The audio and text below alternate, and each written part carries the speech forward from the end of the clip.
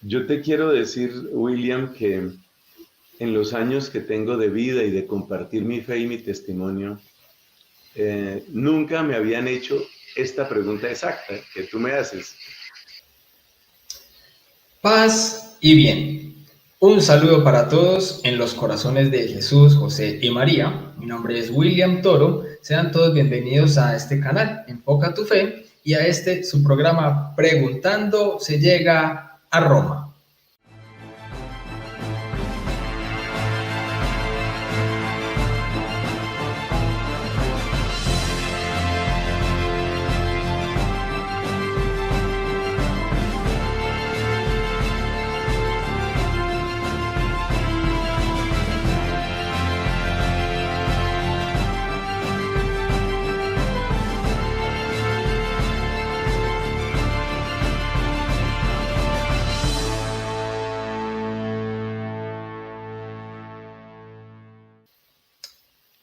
Hoy tengo un invitado espectacular, un invitado muy especial que quizás muchos de los que están en este momento del otro lado de la pantalla y muchos de los que van a ver esta transmisión más adelante ya lo conocen. Tengo conmigo el gusto y el honor de tener como invitado a Fray Nelson Medina. Fray Nelson, hermano, muchas gracias por aceptar esta invitación. ¿Cómo estás? Muchas gracias, William, por esta invitación. Muchas gracias por Enfoca tu Fe. Y espero que, como bien lo dices, de la mano de Jesús, José y María, podamos compartir un testimonio y podamos ayudar en el caminar de fe de todos nuestros hermanos. Muchas gracias. A ti, mi hermano. Bueno, entonces, no siendo más, vamos a arrancar este programa como se debe, porque hay quizás algunas personas que no saben quién es Fray Nelson. Entonces, para estas personas que quizás no saben o para los que ya lo conocen y de pronto hay algunos detalles que se les han escapado o que desconocen, vamos a hacer la primera pregunta del programa. ¿Quién es Fray Nelson Medina? Fray Nelson, ¿quién es usted? Pero no es la pregunta filosófica esta del quién soy yo, sino quién es usted, de dónde es, qué edad tiene, cuál es su vocación, especialmente en el sacerdocio. ¿Quién es Fray Nelson Medina? Nací en el seno de una familia católica. Podríamos decir lo que era común en aquel tiempo, pero que se ha vuelto un poco escaso en esta época. Me refiero a esa familia de esposo, esposa, papá y mamá, hijos, unidos por el amor, llevando una formación moral, una formación religiosa, por supuesto la vida de colegio. Podríamos decir una familia bastante normal para aquel tiempo. Quiero insistir, tal vez en nuestra época esto se está volviendo escaso. Una familia pues católica, con una mamá acostumbrada a una vida de devoción, un papá también muy abierto a la fe, es decir, un ambiente favorable para la fe católica. Me eduqué en un colegio de religiosos dominicos. Ahora mismo, yo soy un sacerdote dominico. ¿Qué sucedió pues, digamos que al principio, una vida de estudiante de colegio, lo más común, lo más normal, vinieron los grupos de oración y los grupos de oración tuvieron un impacto positivo en mi vida, de manera que hacia los 15 años de edad yo pensé en ser sacerdote y me alegró mucho ese pensamiento. Pero muy pronto, al año siguiente, cuando yo tenía 16, apareció un factor nuevo, que fue la ciencia, especialmente a través del poder y de la belleza de las matemáticas. Yo participé como concursante en Olimpiadas de Matemáticas, tanto en 1981 como en el 82. En ambos casos, logrando muy buenos resultados que me abrieron un futuro bastante promisorio, un futuro a través de la ciencia, a través de la matemática. Y a medida que me fui entusiasmando con los números, con las ecuaciones y con la capacidad para comprender el universo que estaba en ese modo de conocimiento, pues la verdad es que me fui alejando bastante de la práctica de la fe. La verdad es que nunca llegué a ser ateo como tal, pero puedo decir que visité ese borde espantoso en el que uno se considera capaz de juzgar si hay Dios o si no hay Dios y cómo voy a vivir yo. Esa realidad, pues ciertamente yo la tuve, yo la viví. Y, y puedo decir que el paso que se dio ahí fue algo realmente impresionante, casi lo llamaría yo milagroso, seguramente de eso comentaremos más adelante en este programa, lo he expuesto, lo he compartido también en otros espacios, pero básicamente lo que sucedió fue un llamado nuevo del amor de Dios, un llamado nuevo que se hizo presente, especialmente a través de la Virgen. Pues ese fue el resucitar de mi vocación religiosa y sacerdotal, lo cual hizo que con casi 20 años, 19 años y tanto de edad, yo ingresara a esta comunidad. Eso fue en diciembre de 1984. Hice mis estudios, sabemos que es parte importante de la formación de los sacerdotes, los estudios. Entonces hice mis estudios y terminé una licenciatura en Filosofía y Ciencias Religiosas. Después me ordené sacerdote dentro de esta comunidad, los dominicos. El 21 de marzo, acabo de cumplir años de ordenación, el 21 de marzo de 1992, hace 31 años. Y he vivido con agradecimiento sobre todo, he vivido con alegría esta vocación, reconociendo que hay dificultades y reconociendo también que hay errores, pero los errores son todos de parte mía, porque el Señor es fiel y lo que Él promete y lo que Él dice, Él lo cumple. Ese es en gran síntesis lo que ha sido mi camino a partir de una familia católica más bien tradicional y hasta llegar a este llamado y este servicio, tanto del sacerdocio como de la predicación, porque el nombre oficial de nosotros los dominicos es precisamente Orden de Predicadores. Excelente, Fray Nelson. Me parece que ha sido un resumen, una síntesis espectacular de lo que es obviamente todo el trasfondo de ese testimonio y su caminar pues, de fe y de vida sacerdotal.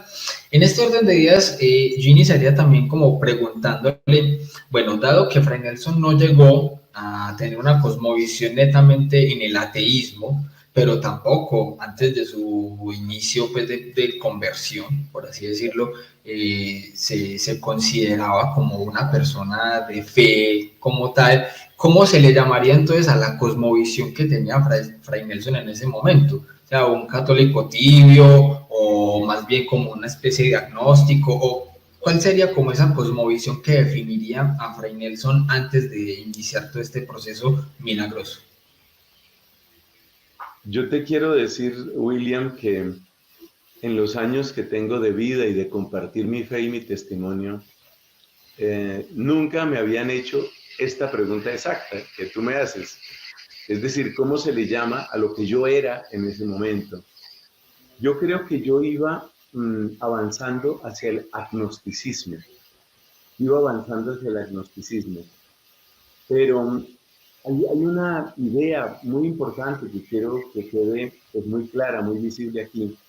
Y es que lo que yo estaba viviendo era un proceso de exclusión de Dios de la vida humana. Es decir, como un proceso de afirmación del hombre, del ser humano, diciendo, para esto no necesitamos a Dios, para esto tampoco necesitamos a Dios, para explicar el origen de la inteligencia no necesitamos a Dios, para explicar el origen del universo no necesitamos. O sea, era un proceso de exclusión de Dios de la vida y de la sociedad. Eso era lo que yo estaba viviendo. Sí, estoy completamente seguro que si ese proceso hubiera seguido, pues el único desenlace posible era el ateísmo, era el único desenlace posible. Pero ese proceso avanzó hasta un cierto punto y realmente ahí se detuvo. Y entonces más bien vino lo contrario, ¿no? Vino como la recuperación de esa fe, no desde una perspectiva ingenua, sino más bien desde una perspectiva informada, yo diría crítica. Y por eso, pues me parece que puedo con gozo dar testimonio de lo que Dios hace en nuestras vidas. Gracias por esa pregunta nuevamente. Qué bien, así es. Entonces, precisamente por eso yo hacía la pregunta, porque básicamente ha habido muchos procesos de conversión que no se basan solamente en la parte emocional o sentimental. Hay muchas personas que quizás llegan nuevamente al acercamiento de Dios porque tuvieron un accidente o por un problema económico, una enfermedad o el fallecimiento de un familiar, pero hay muchos que nos ha tocado de pronto volver a Dios, incluso desde la parte más racional, entender a Dios también desde lo intelectual y desde la fe. Bueno, entonces Fray Nelson, teniendo un futuro tan prominente dentro de las ciencias, las matemáticas y siendo un orgullo para el país, ¿cómo hace Fray Nelson o qué pasa en la vida de Fray Nelson para tener una renuncia a ese caminar y abrazar este nuevo caminar en el sacerdocio, en la vida de fe y convertirse más bien para un orgullo dentro de la iglesia, en el cielo y para Dios? Gracias. Mira, yo creo que esto tiene como una combinación de cosas.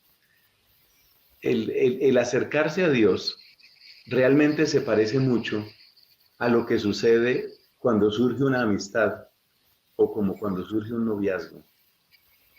En el caso del noviazgo yo creo que es muy bello, porque cuando una persona se enamora, hay factores visibles, externos, físicos, pero eso no va a ser suficiente. Luego entran también factores emocionales, familiares, culturales, las conversaciones, aquello que aparece solamente con el tiempo y que va afianzando la relación. Yo creo entonces, yo creo que básicamente lo mismo es lo que sucede cuando nosotros llegamos a Dios o volvemos hacia Dios. En algunos casos puede que vaya primero lo emocional, es posible, pero tarde o temprano la parte, llamémosla intelectual, racional, y la parte celebrativa y la parte social, pues también se va a dar, indudablemente. Es decir, uno puede empezar por lo emocional, pero tarde o temprano las otras áreas de la vida cobran esa importancia. O tal vez hay algunas personas que empiezan con un interés mucho más intelectual, mucho más racional, y sin embargo, después van descubriendo la belleza y van descubriendo, llamémoslo así, como todo ese aspecto estético y todo ese aspecto emocional que es tan hermoso, de manera que la idea que estoy tratando de expresar es que Dios siempre termina llenándolo todo. Si empieza por lo emocional, después llegará lo intelectual, lo social, el compromiso, el servicio. He conocido un caso, tengo en mi familia una persona a la que quiero mucho, que estaba en una situación de católico muy tibio, muy frío. Y sin embargo, él sentía, de toda la vida, siempre sintió una tremenda resistencia y una gran indignación por el tema del aborto. Porque aunque su fe estuviera muy, pero muy apagada, él seguía sintiendo, como es justo sentirlo, él seguía sintiendo que es una crueldad y es una injusticia pavorosa el terminar con una vida inocente.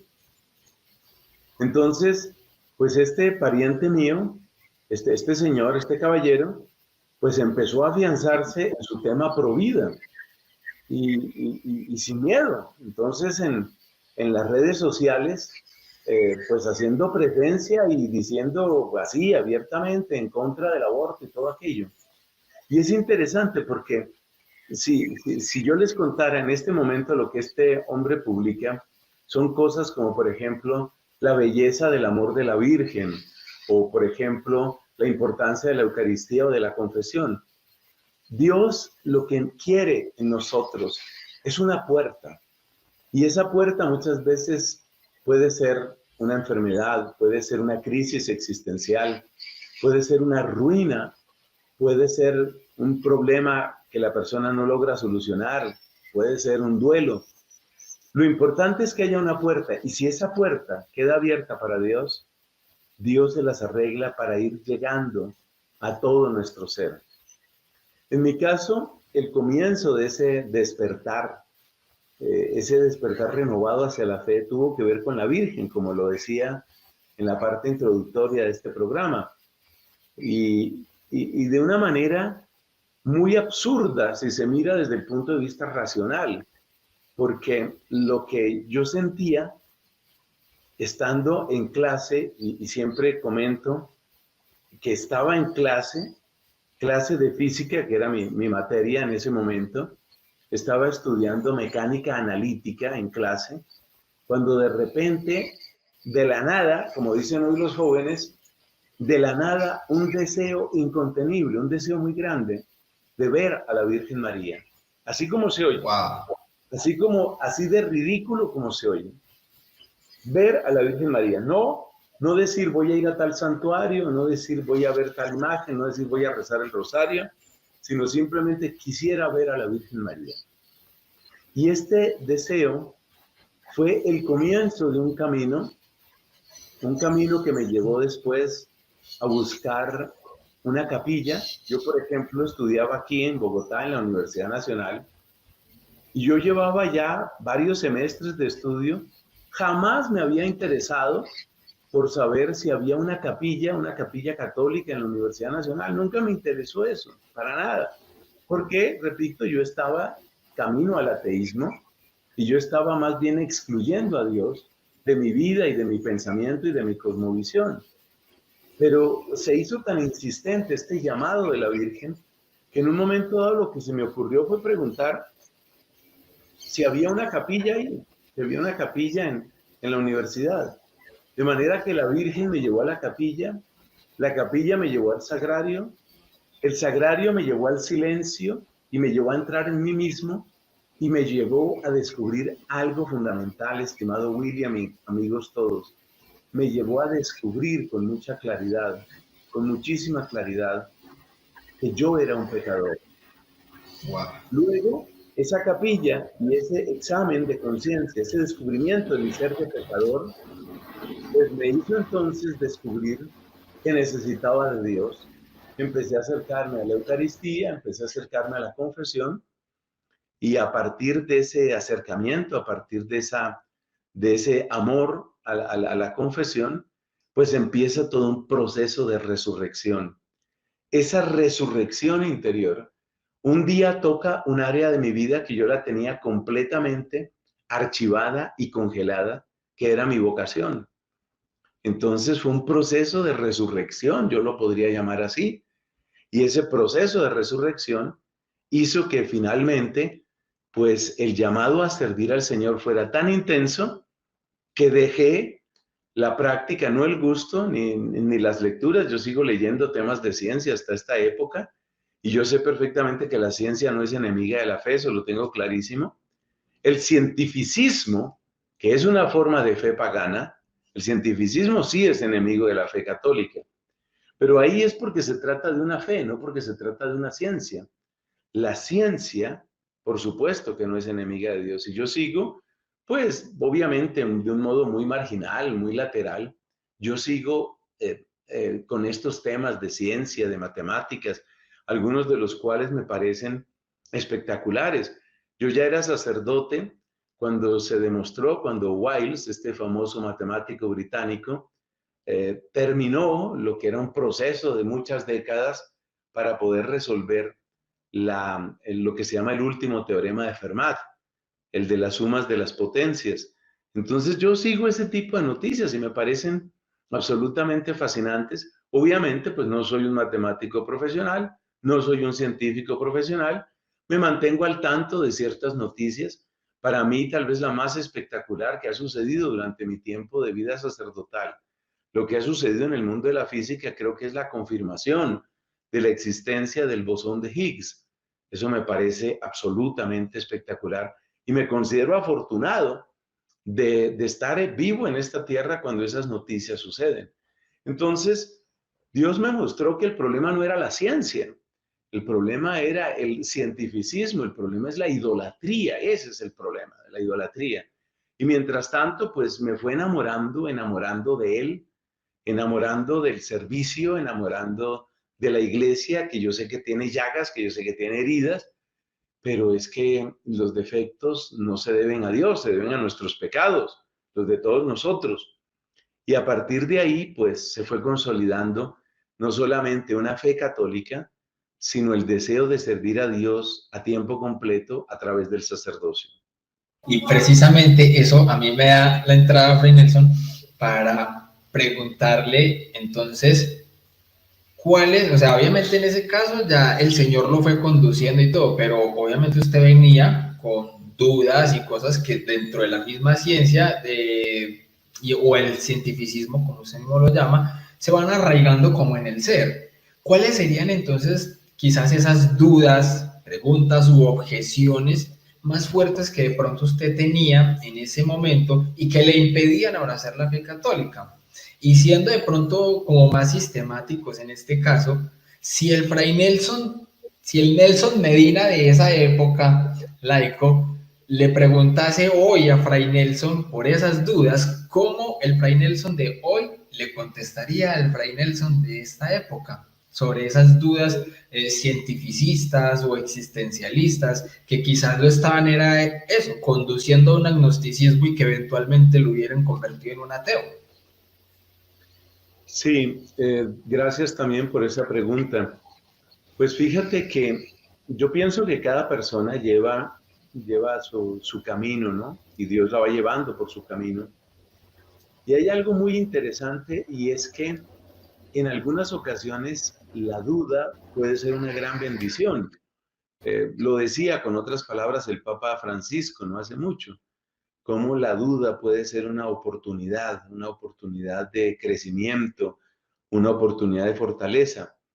Más peligroso me parece que es lo que yo tenía, eh, que yo pienso que también ha sido la experiencia de otras personas, y es que precisamente uno no siente dudas. Eso es mucho más grave, porque el que tiene dudas, por lo menos está preguntando, está averiguando.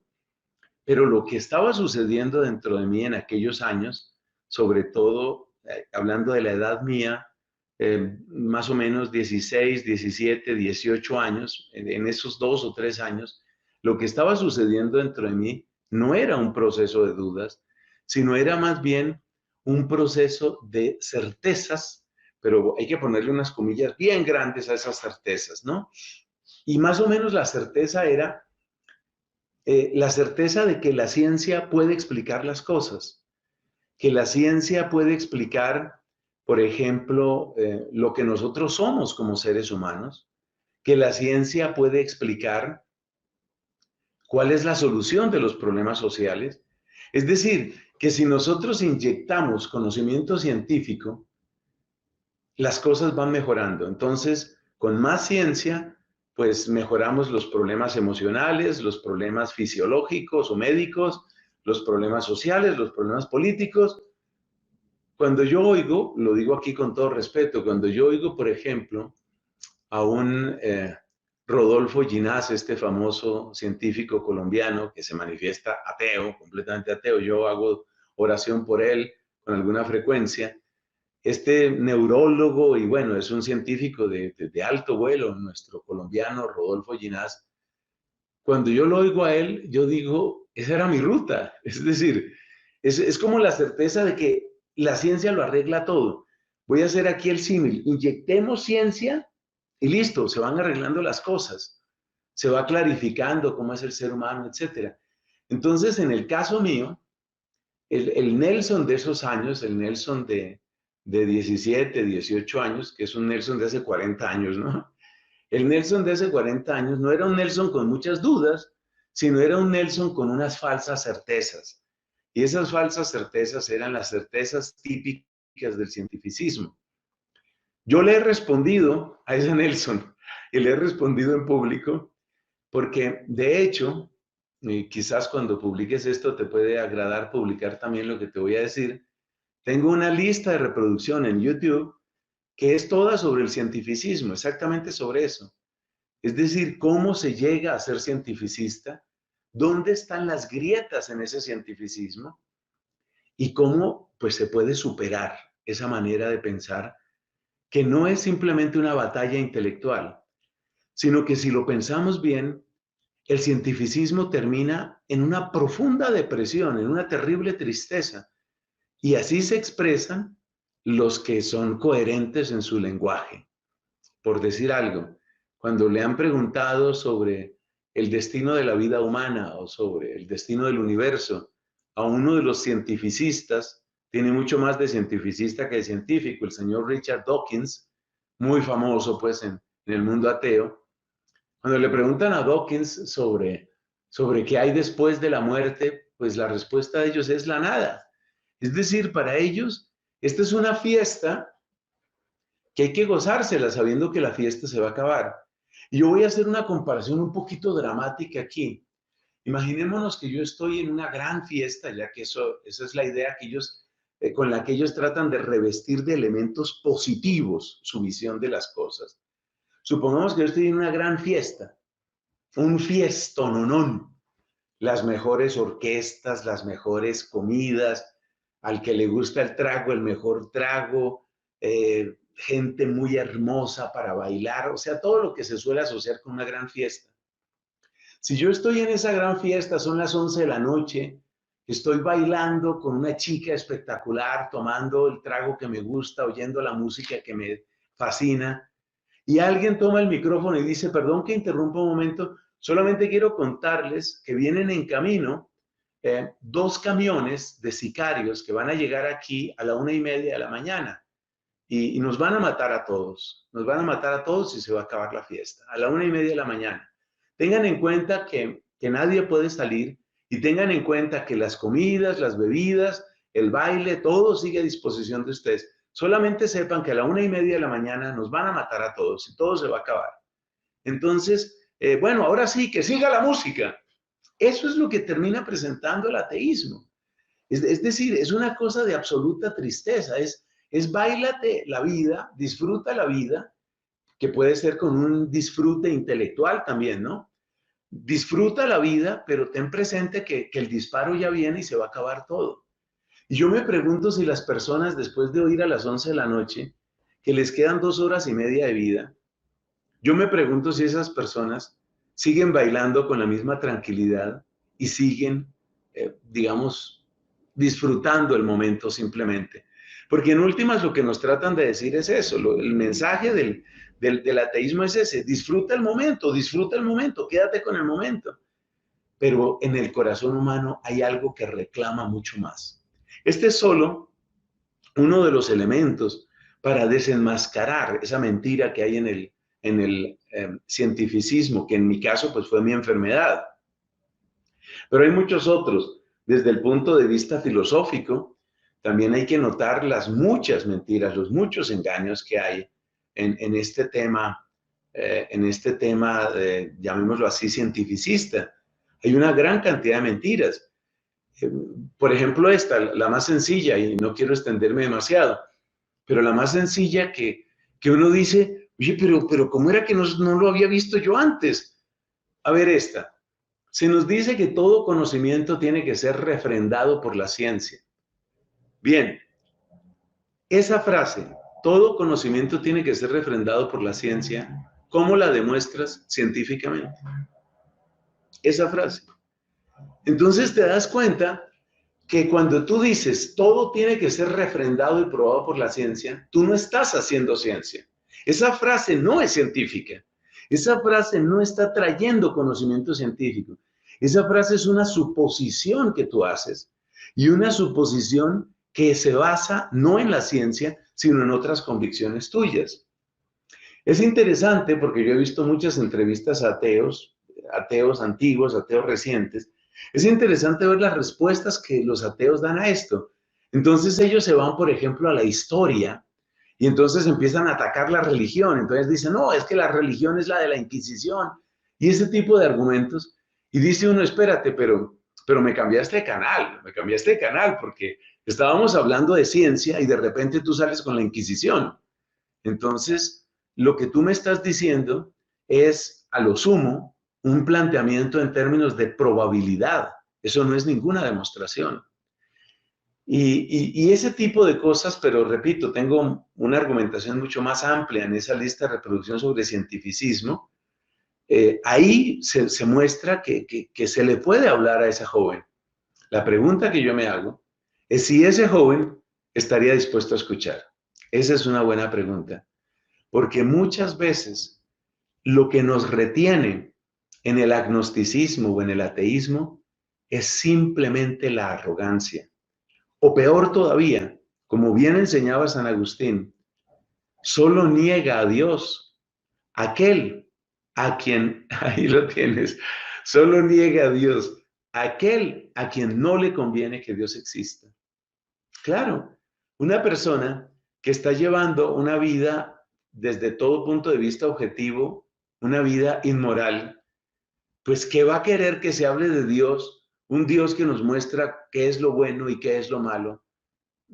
¿Cuál es el camino que debemos seguir y cuál es el camino que lleva a la ruina?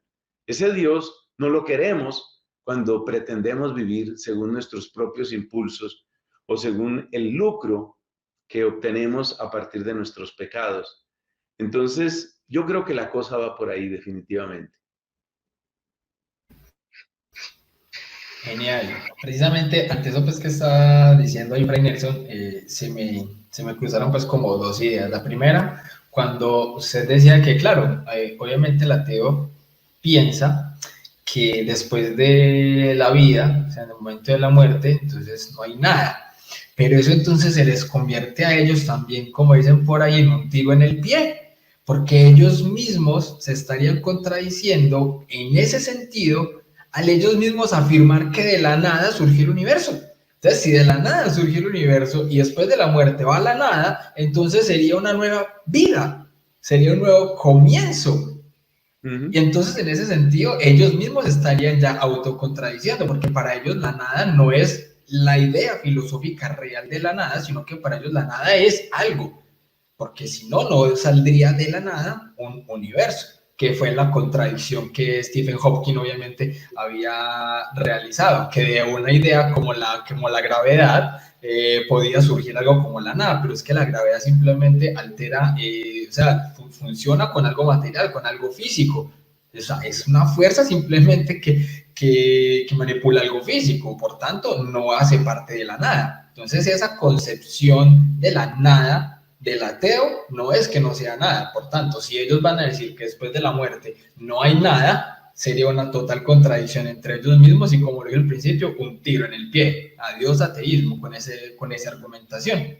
Y segundo, lo que usted decía, me recuerda una frase que después del proceso mío de conversión, precisamente del ateísmo, agnosticismo y el ocultismo que yo viví, a mí el Señor, yo creo que a través del Espíritu Santo compuso una frase que yo decía, dando pues como toda mi historia, yo decía, un ateo no deja de ser ateo simplemente porque en vez de buscar respuestas, se dedica a buscar objeciones.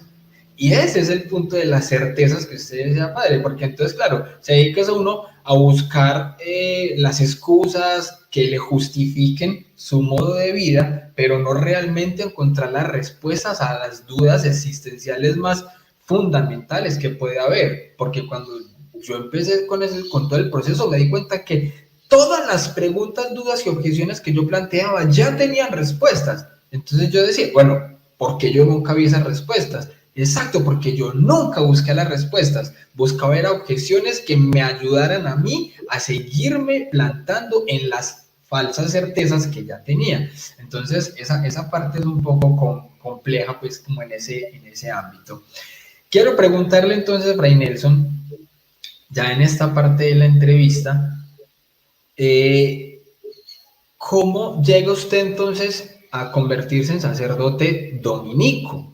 Porque listo, estudió en un colegio dominico, pero digamos que de ahí no se sigue que necesariamente entonces tenga que haberse convertido en sacerdote dominico. O sea, hay personas, incluso dentro de la misma Iglesia Católica, que desconocen un poco esa diferencia entre el sacerdote diocesano normal que se ve o los sacerdotes que pertenecen a una orden religiosa.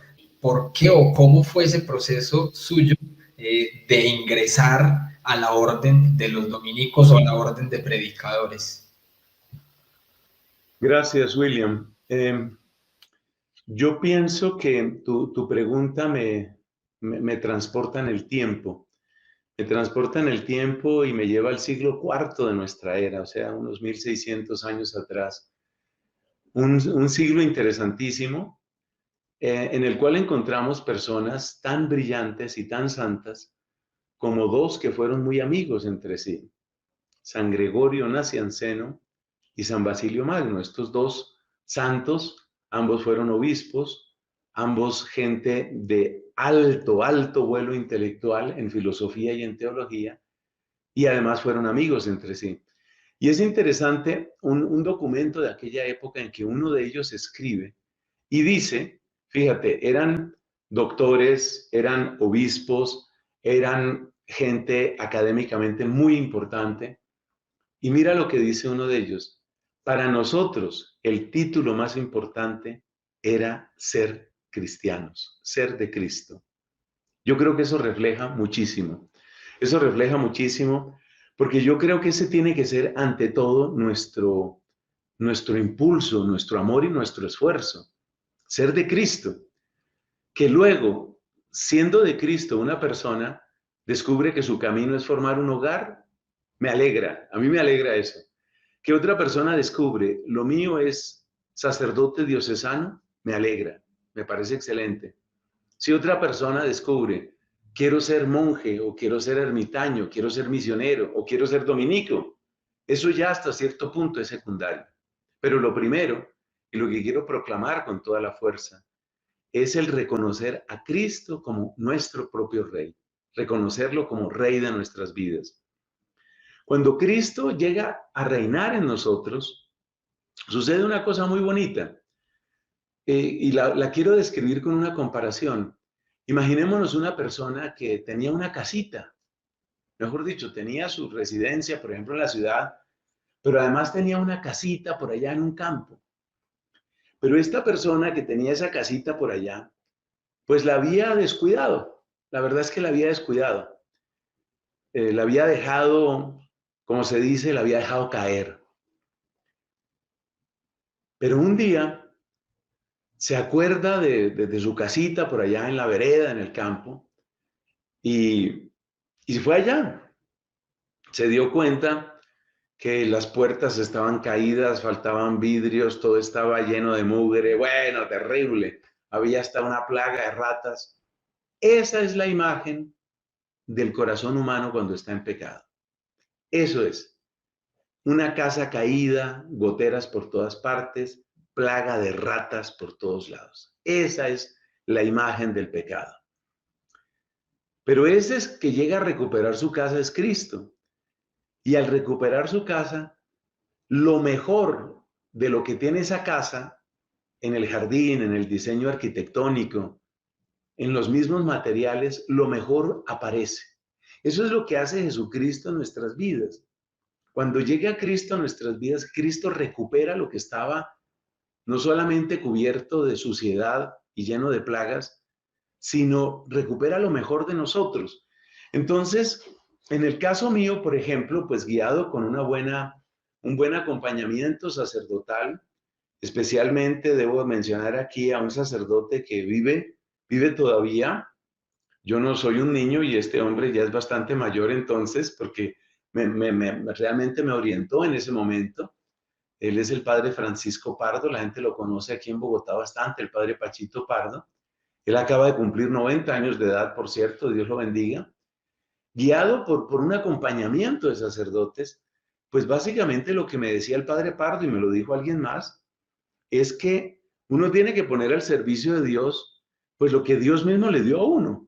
O sea, si yo soy una casa, por ejemplo, estilo suizo, y Dios llega a mi vida, no me va a convertir en un palafito indonesio, sino que Dios toma lo que yo ya era, lo limpia, lo embellece y lo pone a funcionar. En el caso mío, la parte del estudio, por ejemplo, pues era algo muy importante para mí, la parte del estudio. Y ese es uno, digamos, ese es uno de los rasgos típicos de esta vocación dominicana. Nosotros pues tenemos en la orden dominicana gente pues tan ilustre como Santo Tomás de Aquino, como San Alberto Magno. Hay otros que son menos conocidos, pero no son menos brillantes, como Fray Juan de Santo Tomás, o Tomás de Vío Cayetano, o Luis de Granada, ese gran predicador. O sea, ha habido mucha gente llena de esa bendición de la inteligencia. Entonces yo me di cuenta que si Dios había querido darme una inteligencia era para Él. Y como esta orden le da mucha importancia al estudio y le da mucha importancia a la predicación, repito, ese es el nombre oficial nuestro, orden de predicadores, y a mí ciertamente pues toda la vida, es decir, incluso yo creo que la primera vez que yo descubrí que me gustaba la enseñanza, yo tenía 12 años de edad, eso fue antes incluso del primer llamado a la vida sacerdotal. Entonces, es ese conjunto de bendiciones y de luces lo que hace que uno diga, donde yo creo que puedo servir mejor, quizás es en esta comunidad que le da tanta importancia a la parte de estudio, de predicación, de enseñanza. Por eso resulté yo en la orden dominicana. Y realmente no tengo sino palabras de agradecimiento, ante todo agradecimiento hacia Dios, que hay defectos, que hay cosas que nos decepcionan entre los dominicos. Yo soy el primero en admitirlo. Y yo creo que yo mismo he decepcionado también a unas cuantas personas. Eso digámoslo por adelantado. ¿Por qué? Pues porque uno va en camino, pero en el camino uno se cae y en el camino hay pecado y en el camino hay incoherencia, digámoslo abiertamente, como pasa en los matrimonios. Es como decir que en un matrimonio hay peleas, es lo mismo, es lo mismo, con la diferencia de que normalmente los problemas en los matrimonios casi siempre pues son de parte y parte, siempre hay algo que tiene que ver con el hombre, algo que tiene que ver con la mujer. En cambio, en el caso de cuando uno entra a seguir a Cristo, uno tiene que reconocer que los errores son los de uno, francamente son los de uno. Pero he vivido feliz, he vivido agradecido y le presento al Señor, cada día le presento mi vida para decirle que quiero vivir y morir a su servicio. Y si es su santa voluntad, que así lo entiendo yo que esa es, quiero vivir y morir dentro de la orden dominicana prestando esta clase de servicio con la predicación, con la evangelización. Esa es pues la historia de mi vida. Una belleza, muy, muy, muy bonito. Pero entonces nos falta una parte de esa historia de la vida de Fray Nelson. Una vez que entra el sacerdocio y una vez que entra entonces a los dominicos, se forma y empieza todo su camino y su ministerio, ¿cómo es que Fray Nelson Medina llega a las redes sociales? ¿Qué fue lo que motivó a Fray Nelson para empezar este camino en redes sociales?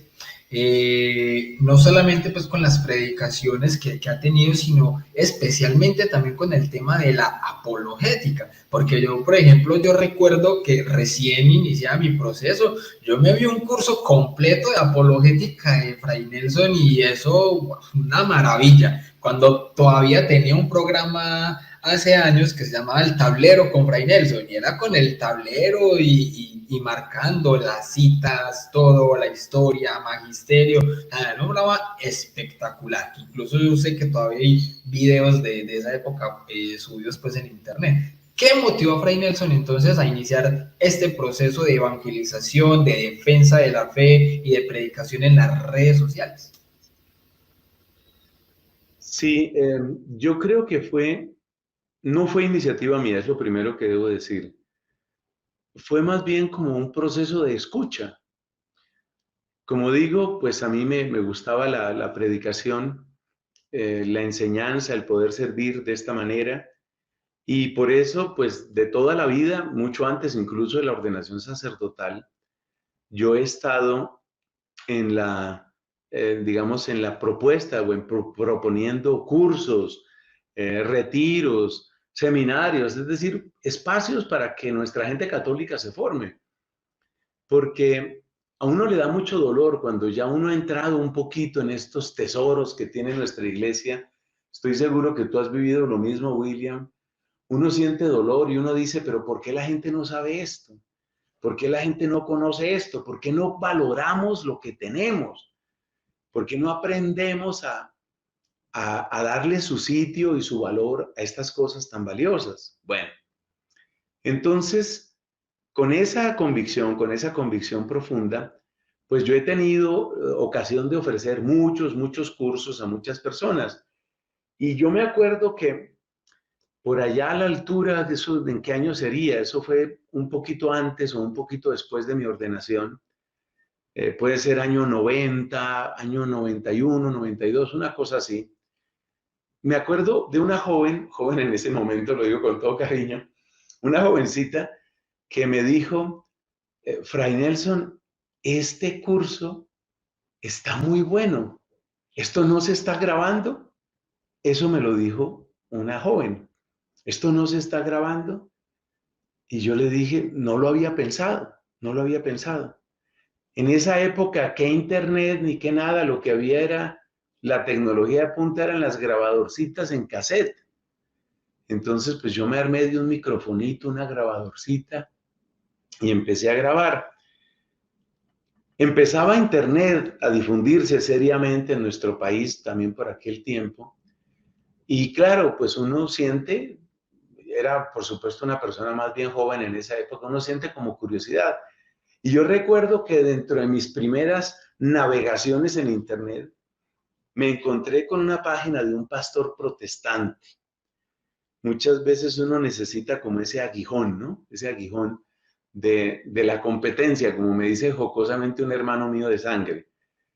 Y este hombre, hubo dos cosas que me disgustaron de la página web de este protestante, este pastor protestante. Primero, pues me disgustó que obviamente él estaba utilizando ese mecanismo para difundir la manera de pensar, la perspectiva protestante, y por supuesto que su objetivo fundamental era sacar a los católicos de su fe católica y llevarlos al protestantismo. Entonces eso me dolió y me disgustó. Pero lo otro que me disgustó es que el hombre cobraba por eso. Había que darle plata. Entonces, él, por ejemplo, recuerdo un sermón muy bueno, bueno en el sentido que tenía buena base bíblica, no era un mal predicador, solo que tenía estas características. Entonces me acuerdo, este señor hacía una serie de predicaciones sobre Moisés. Eso fue hace, fíjate, más de 30 años, y me acuerdo muy bien. Y el hombre hace una serie de predicaciones sobre Moisés, pero siguiendo las normas del marketing típico capitalista, pues él ofrecía la primera charla sobre Moisés, era gratis, pero si tú querías oír las otras 10 o 12 charlas, pues tenías que pagar, tenías que mandarle plata. Y me pareció tan duro eso, es decir, este señor quiere llevar católicos para su grupo. Y segundo, cobra por eso. Entonces yo dije, esto no puede ser, o sea, hay que hacer algo. Como yo ya tenía un cierto número de grabaciones en mis famosos cassettes, entonces dije, no, pues lo que hay que hacer aquí, evidentemente, es tomar estas grabaciones y empezar a ponerlas en Internet. No había redes sociales en esa época, Facebook no se había fundado. Yo alcancé a conocer un navegador que se llamaba Netscape. Yo alcancé a conocer un buscador que era el más famoso antes de Google. Cuando la gente le oye uno hablar de esto, se llevan las manos a la cabeza.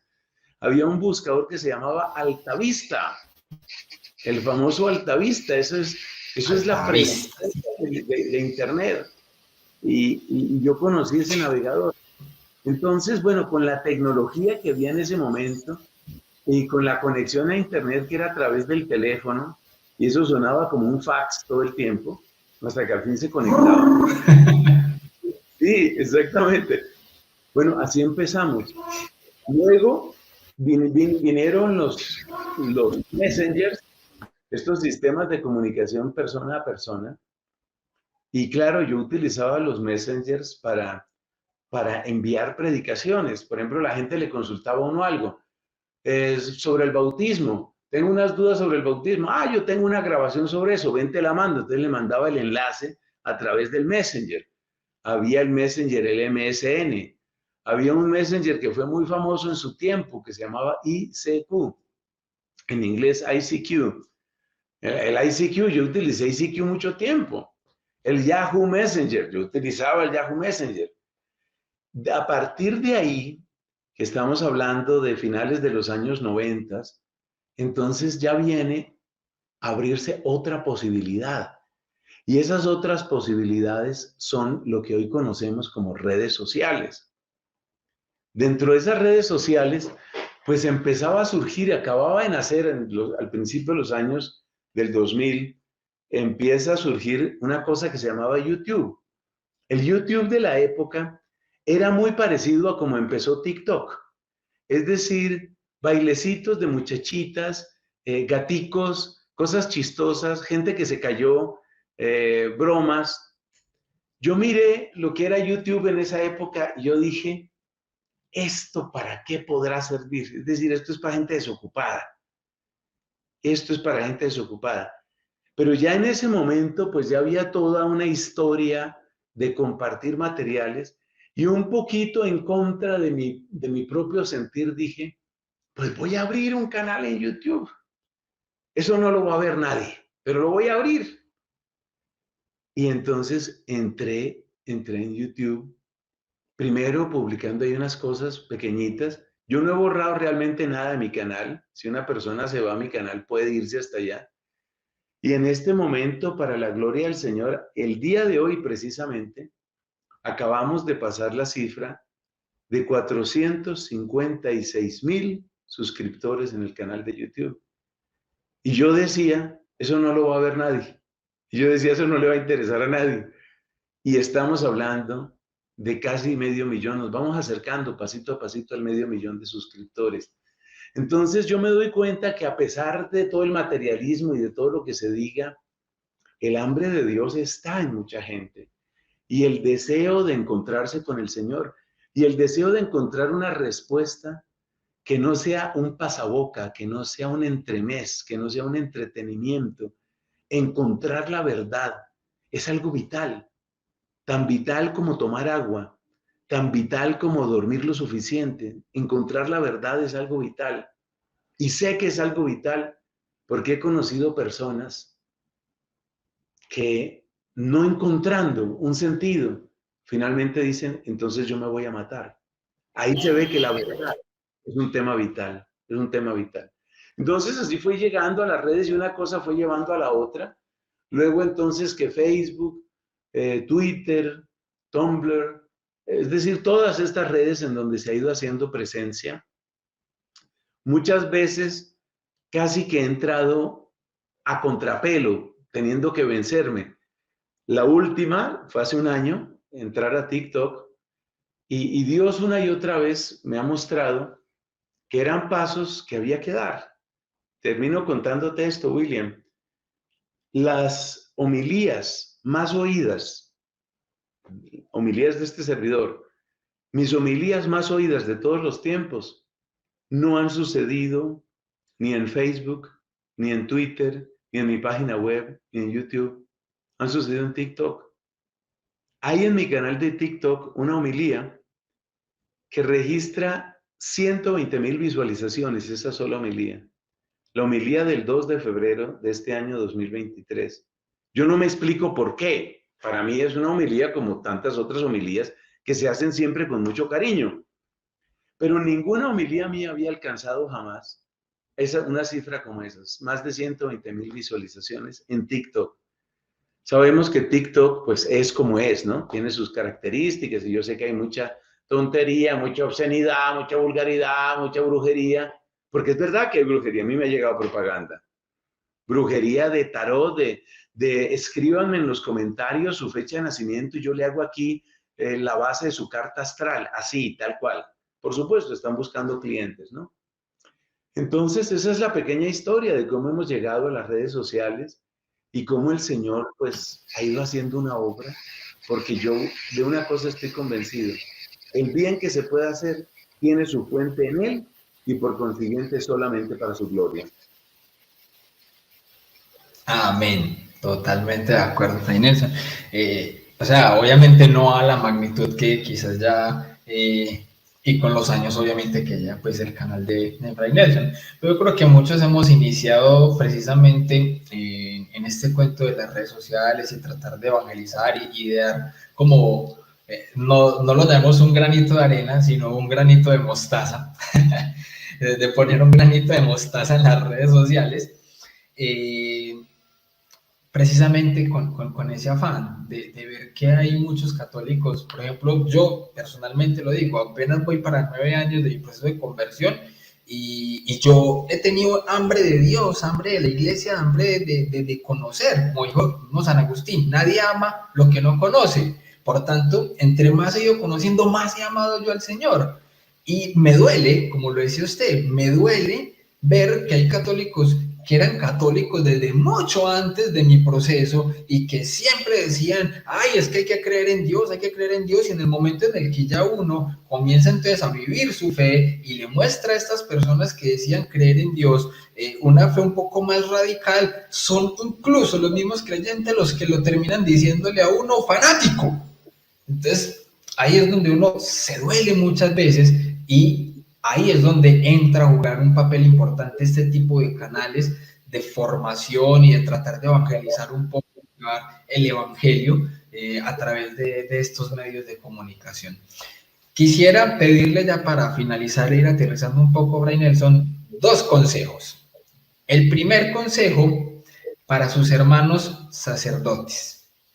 Muchos que quizás teniendo la oportunidad, el conocimiento y todo esto, digamos como que no lo difunden mucho. Muchos incluso creo que hasta se guardan muchas cosas del conocimiento de Dios.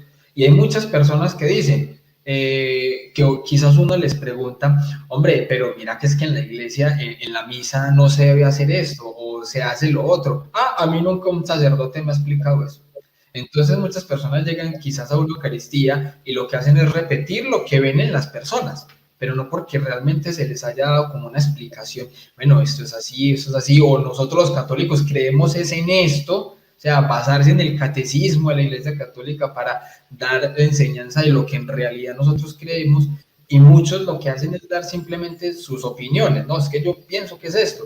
Me han dicho muchas personas a mí que obviamente no soy sacerdote y me dicen, hombre, ¿yo cómo hago? Es que yo sé que esto es un pecado y yo voy y me confieso y el sacerdote en confesión me dice, ah, tranquilo que eso no es pecado, eso era pecado antes, ya hoy en día no. Entonces, un consejo de Fray Nelson para sus hermanos sacerdotes y ya le digo cuál sería el otro consejo. Sí, yo creo que el mejor consejo para sacerdotes que yo conozco lo dio un santo obispo de finales del siglo XVI, San Carlos Borromeo. Para mí ha sido una luz muy grande y por eso lo comparto. El consejo de él era simplemente este: acuérdate cuánto le costaron las almas a Cristo. Vas a tratar con un niño, con un adolescente, con una jovencita, con un matrimonio en crisis, con quien tú vayas a hablar, a quien tú vayas a tratar. Le costó su sangre a Jesucristo. Y de ahí yo creo que surgen muchas cosas. En el mismo tono argumentaba Santa Catalina de Siena, a la cual pues ciertamente yo le debo mucho, como siempre lo digo. Ella decía, los sacerdotes, nosotros sacerdotes, somos simplemente, pero bellísimamente, nosotros somos administradores de la sangre de Cristo.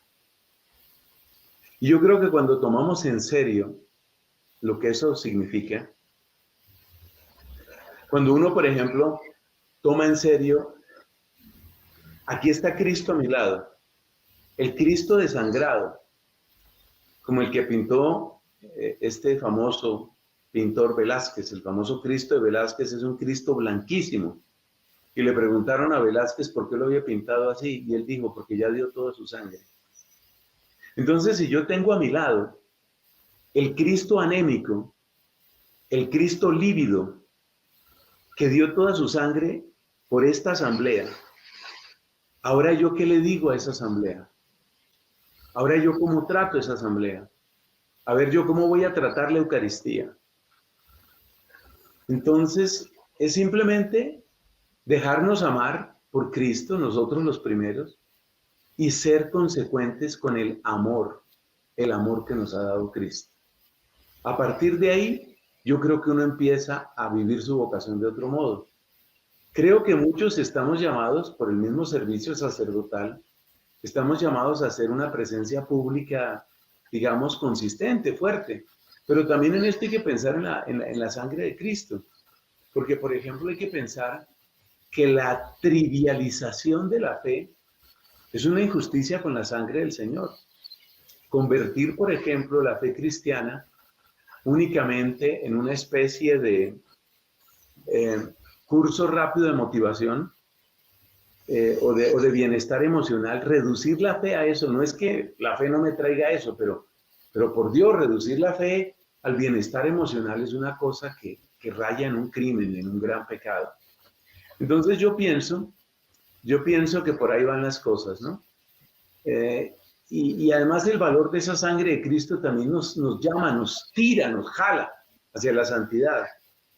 Es decir, a caer en cuenta que estamos llamados a cosas grandes y a no contentarnos con lo pequeño y con lo mediocre. Si yo cuento a mi favor con un amor tan grande que llevó a Cristo a derramar su sangre, siempre el tema de la sangre, si yo tengo ese amor a mi favor, entonces no estoy llamado a una vida mediocre. Y por eso yo digo a las personas que nos escuchen, si alguna vez surge una especie de duda, porque el sacerdote dice que tal cosa no es pecado, yo les invito siempre a que vayan al catecismo de la Iglesia Católica, el de San Juan Pablo II. Y si en ese catecismo se les aclara la duda, pues ya no duden más. Y cuando hablen con el sacerdote, aunque el sacerdote tristemente les diga que no es pecado, ustedes utilicen más o menos estas palabras. Díganle a ese sacerdote: Padre, en conciencia yo reconozco mi pecado. Solamente le pido a usted, por favor, deme la absolución. Y omitan los consejos, que a veces son consejos muy mal dados, de algunos, no son todos, algunos sacerdotes. Y no pierdan la absolución. Saliendo de ahí, además de la penitencia que les pongan, si les ponen penitencia, porque esa es la otra, pero además de la penitencia que les pongan, hagan una oración por ese sacerdote, porque indudablemente es una persona que de seguro, está viviendo cosas que no son. Casi siempre, mejor dicho, es que eso como que no tiene excepciones. Cuando nos volvemos así, súper permisivos hacia afuera, es porque primero hemos sido súper permisivos hacia adentro. Entonces hay que orar mucho por esos sacerdotes. Bueno, esa era tu primera inquietud o tu última pregunta, pero creo que tenías otra. Sí. Sí, y el segundo consejo, padre, es para muchos de los que en este momento estamos realizando una labor apologética y de formación o evangelización en redes sociales. Me ha tocado amigos y todo esto que, digamos, descuidan, o sea, ya no solamente entonces la preocupación por la formación, que la hay y hay muchos excelentemente formados, que se conocen el décimo y el magisterio al derecho al revés, o sea, la suma teológica se la han leído 10 veces, pero han descuidado de una forma, digamos, a veces indiscriminada, la oración, la vida espiritual. Entonces, ¿cuál sería de pronto el consejo como para tener una correcta balanza en este sentido entre la oración y la formación? Como decía el mismo San Agustín, reza como si todo dependiera de Dios, pero trabaja como si todo dependiera de ti.